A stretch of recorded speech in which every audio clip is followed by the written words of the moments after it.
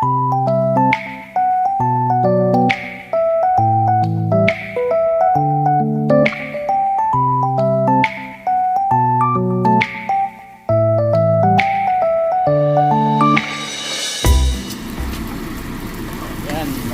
po tayo ng isang patola with miswa.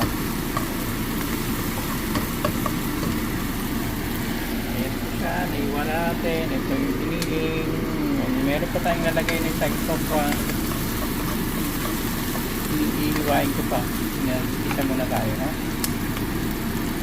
Lagay na natin itong piniling. O, yan.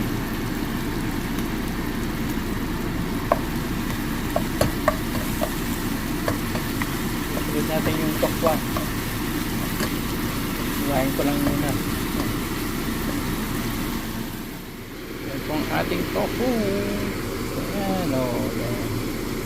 Iwain ko muna bago ko ilagay doon sa pinipisa. Yan. Ngayon pisa natin. Sunod na natin itong tofu. Yan natin yan.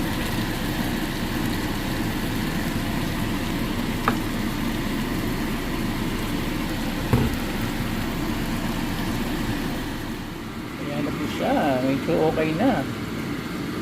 Lagyan natin itong sinog. Ayan. Pwede nang lagyan ng tubig. Ayan.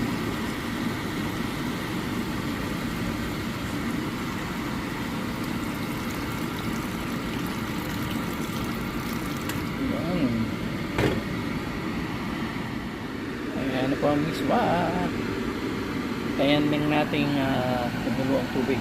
Ang mulo ito bago natin nilagay yan at ayun na final. Ayan po, kumukulo na. Alagay na natin ang miswa. Ayan po, alagay na natin ang miswa. Lulutuin lang natin yung miswa, tapos susunod na natin yung patola.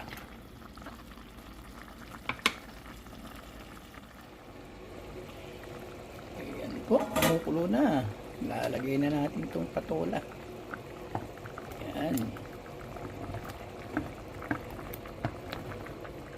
Gabi patola. Oh. Mamaya, mauubos yan. Pagka na luto yung patola, alam niya, umiimpis yan eh. Yan. Ayun na lang natin yan, maluto.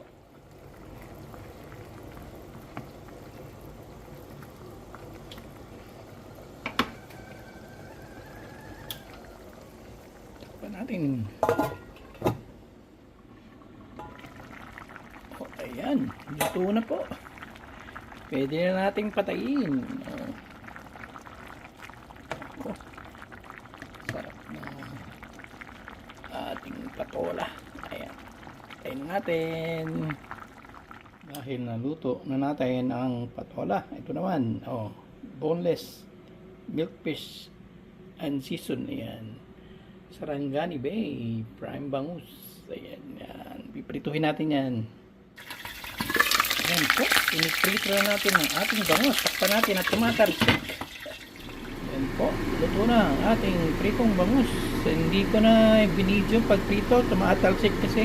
Ayan, ito ang partner ng ating patola with miswa. Ayan. Ayan na po ang ating dinner. Ayan na, oh, yun o, yung miswa patola. Ayan, ating watermelon, ating pritong bangus. Ayan, let's eat.